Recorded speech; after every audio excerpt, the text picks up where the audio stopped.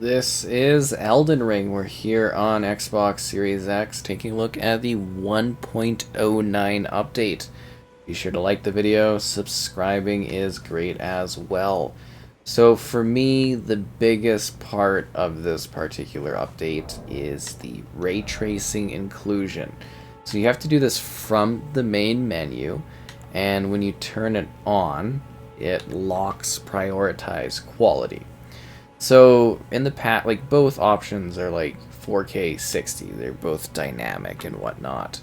And both were actually running pretty good. Like actually prioritized quality was actually really quite getting to a good place in regards to the just the quality of the actual performance. Like it's getting pretty close there, and with VRR it was actually pretty well hitting that.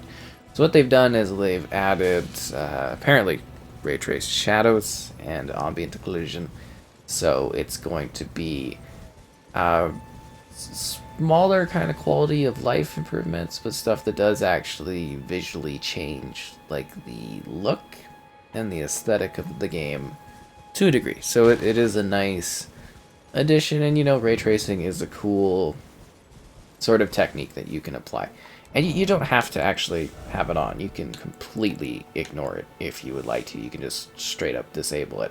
So, yeah, we're going to be taking a look at the patch notes while ray traced is on and quality mode's on, because, well, basically in the past the game won't really have changed a whole lot based on like the new quality mode and everything should be running basically the same. They might have made it run a little bit faster, but we're looking at the ray tracing, and as you can tell right away, like obviously this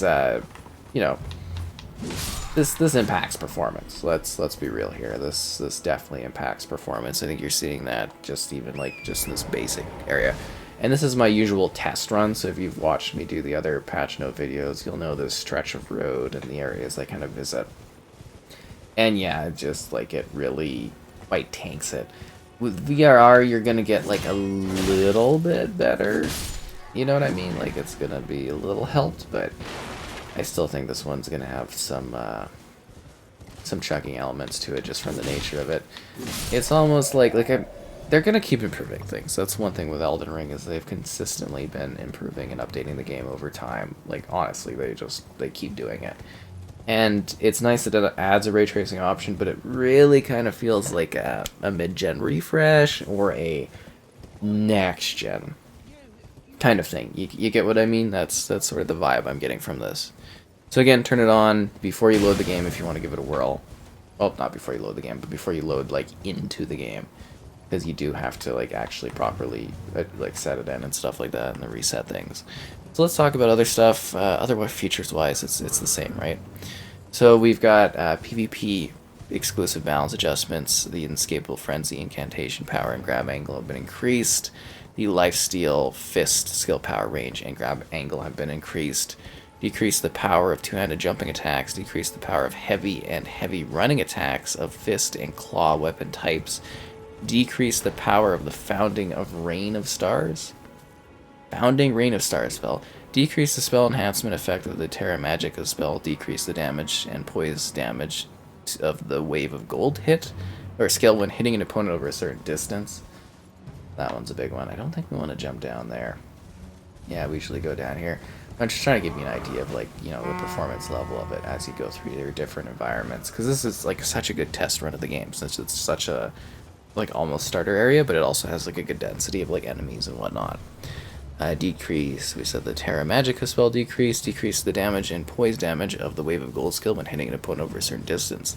Decrease the effectiveness of the determination of the Royal Knight's resolve skills.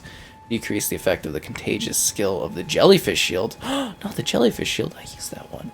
Decrease the effectiveness of the Claw Talisman. Decrease the attack power buff granted by the White Mask head armor. Decrease the jumping attack damage buff granted by Raptor's Black Feathers armor, and decrease the damage buff granted by the Magic Shrouding Cracked Tier, the Flame Shrouding Cracked Tier, the Lightning Shrouded Cracked Tier, And Holy Shrouding Cracked tier activated with a Flask of Wondrous Physique. Ooh. Fancy. Okay, let's fast travel at this point to another area. We're actually getting some rain, which is kind of good. But another spot that we absolutely love to test is the lakes. Like, you gotta actually test out the lakes every single time. That one is just like such a perfect spot. Huh. That is absolutely funny. Like, the rain's just coming in. I'm just like wondering how much like the rain is actually going to kind of impact the experience to a degree, right? Like, I'm kind of sitting here being like, the rain might be a good idea to kind of just carry a little bit further on with this, just to kind of show off the rain of impact. General balance adjustments. Add an invincibility window when respawning the Coliseum. Increase the scaling of the following attributes when infusing weapons with certain ashes of war: magic, fire, flame art, lightning, sacred. Increase the attribute scaling the following weapon types: colossal sword, great axe, hammer, flail, great hammer, colossal weapon. Increase the speed, range, and recovery time of some attacks for following types of weapons: the great hammer, great axe, great sword, curved great sword. Flail weapons changes: increase the speed of some attacks, reduced attack recovery time, increased poise when using two-handed attacks, increased running attack speed, and reduced attack recovery time for the following weapon types: straight sword, curved sword, katana, twin blade, axe, hammer, and halberd. Increase the first attack speed for the following types of weapons: straight sword, curved sword, and the whip. Oh, I actually don't want to... Sorry, I was thinking of how far ahead of I am. I was like kind of wondering, I'm like, am I running into where that... you know, there's well, I mean, you might not know, but there's like a giant dude that like chucks things at you, and I was just kind of like, might not be the best idea to fight that guy. Increase the guard counters for the following types of weapons: straight sword, great sword, colossal sword, great curved sword, katana, twin blade, axe, great axe, flail, great hammer, spear, great spear, halberd. Pass the time of day. Increase the damage of claw weapons. Increase the damage of claw weapons and reduce the attack recovery time of weapons, but we're going to go to the lakes. Yeah, the lakes are such a good testing point for the game. We'll start from the Boiled Prawn Shack. Lovely spot. Increase the effectiveness of the Twin Blade Talisman, increase damage negation when blocking holy damage, and increase damage negation when blocking damage from other infinities. Slightly reduced rolling travel distance for light equipment weights. Decrease the hitbox size for some attacks of the following weapon types: the thrusting sword, the heavy thrusting sword, the spear, the great sword, and the halberd. So this area is always a great test, you know, for how the performance is in the game, because the lakes just tend to be a lot heavier of an area. So we do have some Ashes of War adjustments. Lifesteal Fist increased the target grab range. Surge of Faith increased the projectile generation speed. Flame Spit increased the guard speed and blocking amount of the skill. Could you just stop hitting me? Adjusted the angle of the fireball. Tongue of Fire increased the guard speed and blocking speed of the skill. The Great Oracular Bubble increased projectile generational speed and reduced recovery time. The Viper Bite reduced the time before rolling as possible after using the skill. Shriek of Milos increased close range poise damage. Spirit Call Ritual increased projectile generation speed. Cursed Blood Slash increased projectile generation speed and reduced the recovery time. Goldbreaker reduced the recovery time. I Command Thee Kneel increased attack generation speed. We don't want to get up on the castle. We're going to go around. We've got the Starcaller Cry, increased the speed of follow-up attacks. The Spinning Wheel. We're actually going completely the wrong way. Oh yeah, because the big castles. We're getting back. Don't worry about this. Yeah, Spinning Wheel increased attack generation speed. Added a roll and heavy attack cancel timing when using the skill. And then we have some bug fixes. So they fixed a bug where the Scarlet Rot status buildup was not properly reflected when giving the Ansper Rapier a cold infinity. Fixed a bug where the Scarlet Rot stat build-up was not properly reflected when giving the Rotten Great Axe a Blood Affinity. Are you kidding me right now? Oh man, okay. Dude, come on. I do actually think visually the game does look pretty good though, right? Quality-wise, it seems like a nice little visual upgrade. Fixed a bug where some attacks of the Partisan, Death Ritual, Spear, Lutheran had unexpected physical attack scaling. Fixed a bug where the Knight Rider Glaive did not increase the damage of horseback attacks. Fixed a bug where the Duelist Great Axe and Ron Great Axe did not increase the damage of charged attacks. Gee, really? Fixed Duelist Great Axe, Ron Great Axe did not increase the attack. I think we just did that one. Fixed a bug where the Roar Medallion Talisman didn't increase the power of some incantations. Fixed a bug that reduced the power of some skills under the Golden Vow effect. Fixed a bug that caused the Determination Royal Knight's Resolve when casted from a left-handed weapon to be added to other skills of the casted right-handed weapon. Yeah, that's interesting. Fixed a bug that caused an equipped sacrificial twig to be consumed when a player died in the Coliseum. Fixed camera positioning when spawning the Coliseum. Fixed a bug where a player could receive credit for a kill in the Coliseum when dying due to the death status effect instead of the player who infected the status effect. Improved stability in Coliseum matchmaking. Fixed a bug related to level correction when an invader used the Phantom Bloody Finger. Fixed a bug that could cause connection or disconnection with other players during certain multiplayer elements. Improved online multiplayer stability. Fixed a bug related to some enemies not rendering or behaving as expected. Several performance improvements and other bug fixes. So there you go. Those are the big changes and stuff like that, I guess. It was the 1.09 update. It actually kind of seems decently okay in the lakes, right? From what I've kind of noticing there, kind of roaming through this place. Because, I mean, like, technically, if it's just, you know, if it's just shadows and the ambient occlusion, usually that's not... To me, that's more like lighter ray tracing effects. You get what I mean? It's lighter ray traced effects. Shadow on the water. Yeah, it would have been nice to get the reflections. Would have been really, really cool, actually. It's interesting that they did add, again, ray tracing elements. Because like I said, it wasn't... I mean, I think we were kind of knowledgeable that it was eventually happening. That they were doing such a thing, but like, I didn't... When the game came out, I didn't necessarily expect it to happen later. Because typically you don't see that added to games, like ray tracing updates.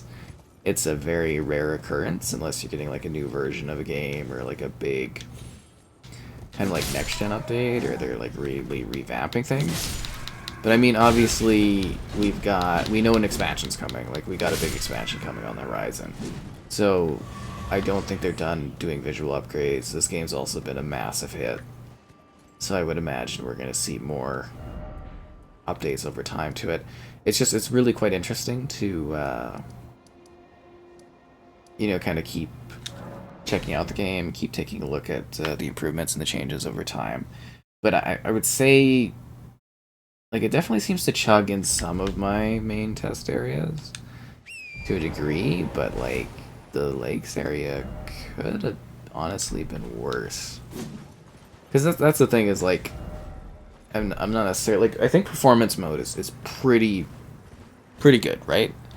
But quality mode was getting there. Quality mode was definitely quite close to, I think, being, you know, really quite performant and looking really, really good, nice, and everything like that. So the ray tracing mode is just kind of like, I'd say it's something to try, you know what I mean? But like with Elden Ring being such a game where it's sort of like you want, you know, you want that performance to really, really be locked. I don't know if it's necessarily something needed, but it's something that you can, you know, give a whirl to. I always recommend that. It's like ray tracing is cool because it's sort of, again, that it feels like a next-gen feature, right? Like, that's how you get closer to more...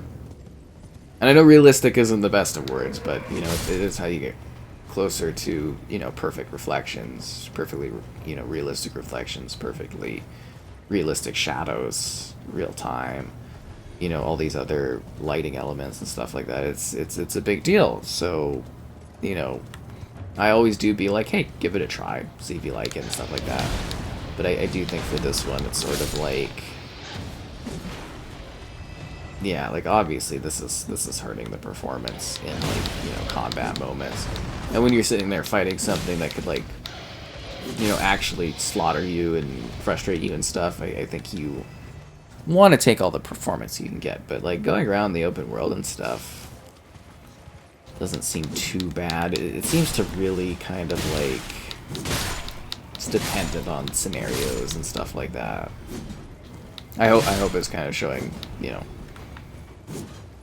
or at least helping you see how it's sort of running in different areas.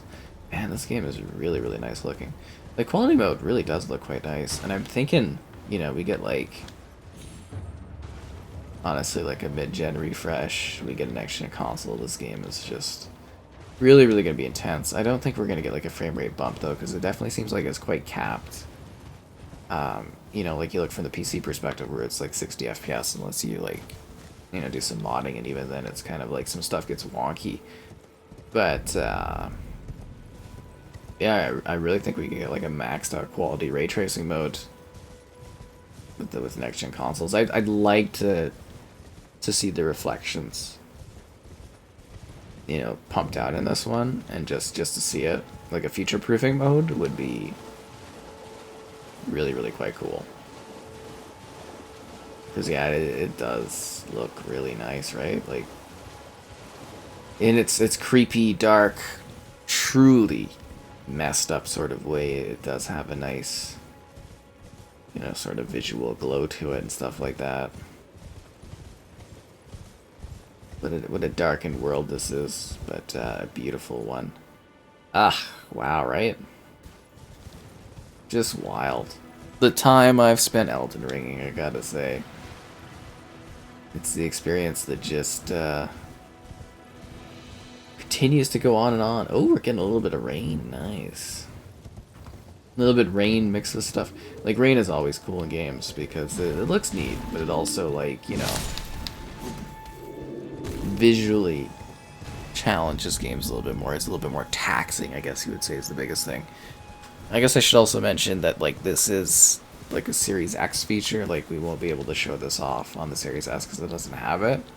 But it would be cool to take a look and see how this is, yeah, running on the Series S side of things would be interesting, honestly, if they could get this kind of feature going there. But probably not worth.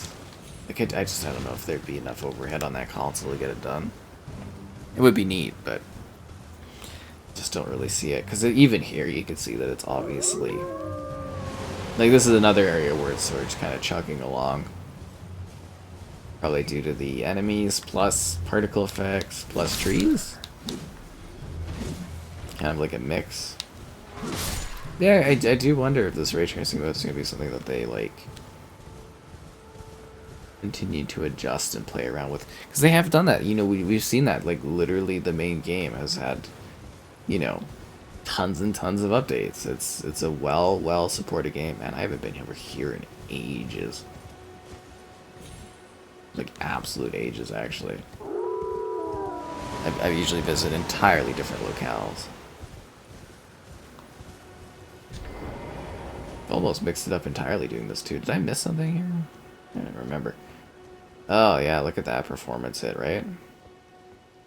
So this is what I'm saying, is like, if you want something where it's like, it looks really nice, you know, it's cool, but, you know, if you are sitting there and you are seriously trying to, like, kill something, and it's like, performance gets hit up like this, you're just gonna get, it'll drive you crazy, right? Like, this is actually kind of a little almost nauseating to play like this. But it's something cool to try, to see the aesthetics and the change in the style of it. So I am glad that they included it. I look forward to either seeing them maybe make it run smoother, or, you know, another console or something down the road that's more powerful. It'll be interesting to see how this one turns out.